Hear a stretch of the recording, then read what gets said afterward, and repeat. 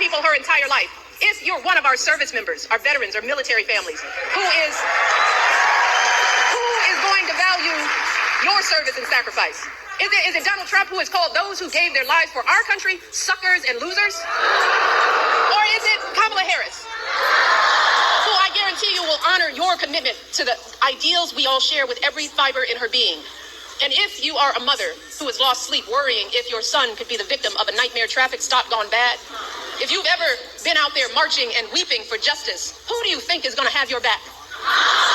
Is it Donald Trump, who once took out a full-page ad to demonize innocent young black teenagers in New York City, who has dreamed openly about his own version of a purge, where in his words, he has said for one day, one real rough, nasty day, he says, he will allow cops to use violence indiscriminately, who I am sure has never spent a single second thinking about the lives on the other end of those batons?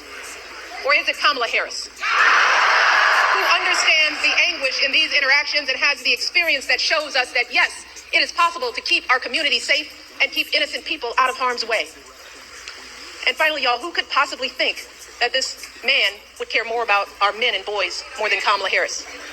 And while we're at it, I want to think about who do you think possibly would care more about our reproductive health? And I just want to take a moment with this particular question, because there is so much that gets lost in the conversation about women's reproductive rights. And I want the men in the arena to bear with me on this, because there's more at stake than just protecting a woman's choice to give birth. And sadly, we as women and girls have not been socialized to talk openly about our reproductive health.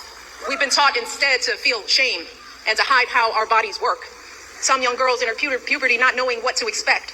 Too many of us suffer with severe cramps and nausea for days on end every single month.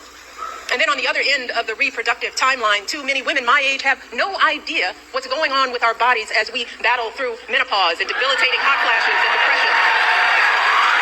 See, fellas, most of us women, we suck up our pain and we deal with it alone.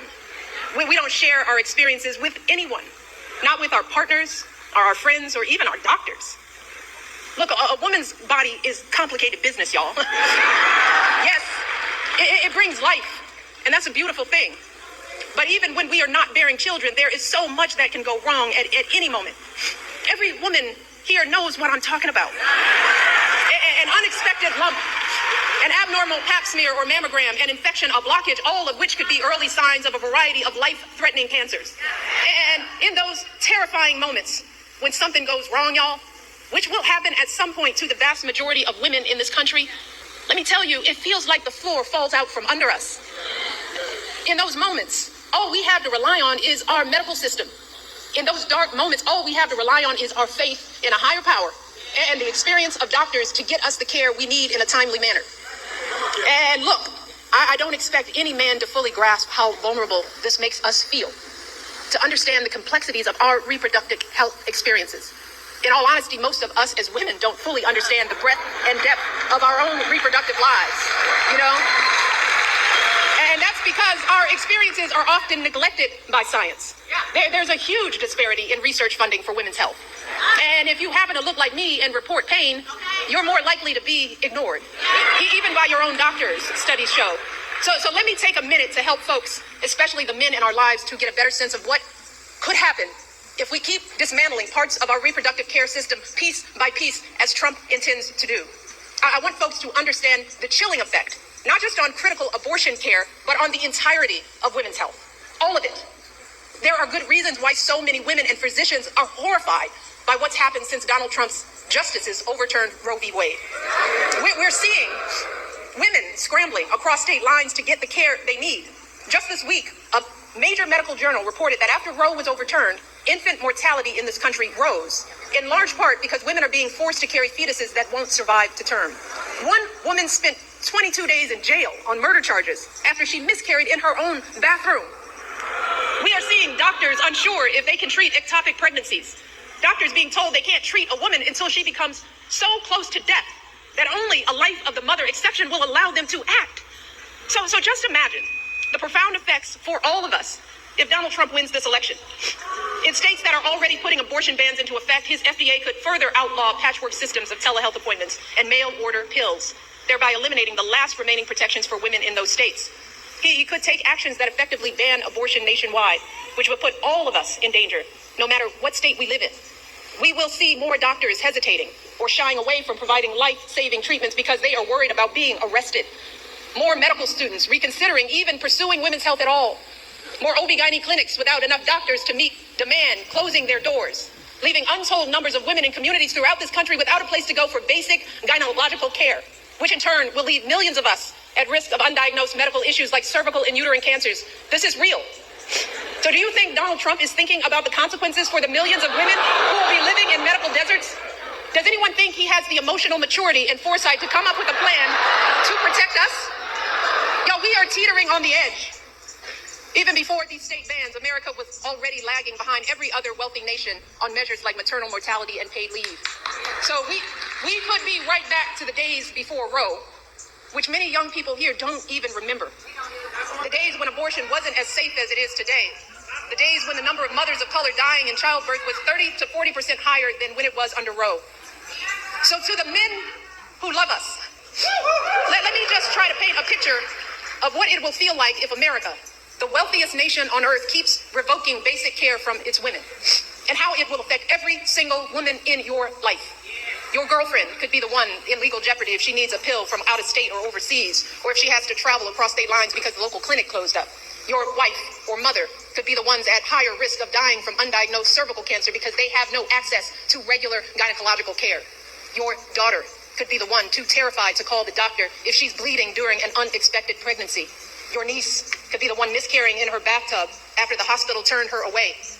And this will not just affect women, it will affect you and your sons. The devastating consequences of teen pregnancy won't just be borne by young girls, but also by the young men who are the fathers. They too will have their dreams of going to college. Their entire future is totally upended by an unwanted pregnancy. If you and your partner are expecting a child, you will be right by her side at the checkups, terrified if her blood pressure is too high, or if there's an issue with the placenta, or if the ultrasound shows that the embryo was implanted in the wrong place, and the doctors aren't sure that they can intervene to keep the woman you love safe. If your wife is shivering and bleeding on the operating room table during a routine delivery gone bad, her pressure dropping as she loses more and more blood, or some unforeseen infection spreads and her doctors aren't sure if they can act, you will be the one praying that it's not too late. You will be the one pleading for somebody, anybody, to do something. And then there is the tragic but very real possibility that in the worst case scenario, you just might be the one holding flowers at the funeral. You might be the one left to raise your children alone.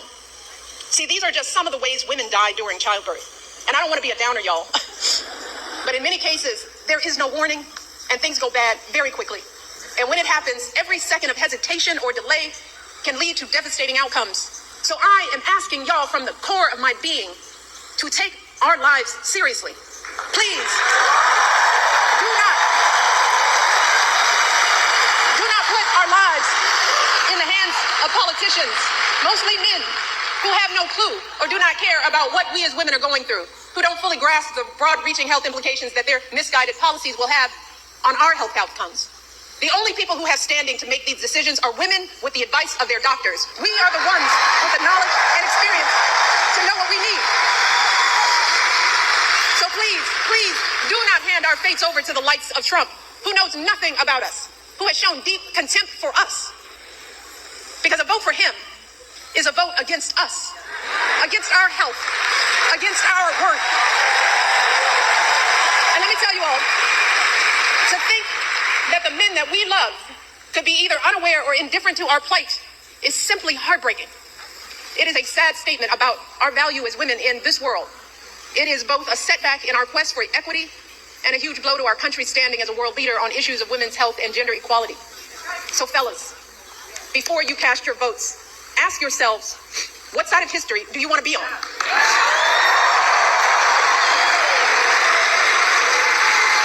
Now, I recognize that there are a lot of angry, disillusioned people out there, upset with the slow pace of change. And I get it. It is reasonable to be frustrated. We all know we have a lot more work to do in this country. But to anyone out there thinking about sitting out this election or voting for Donald Trump or a third-party candidate in protest because you're fed up, let me warn you, your rage does not exist in a vacuum. If we don't get this election right, your wife, your daughter, your mother, we as women will become collateral damage to your rage.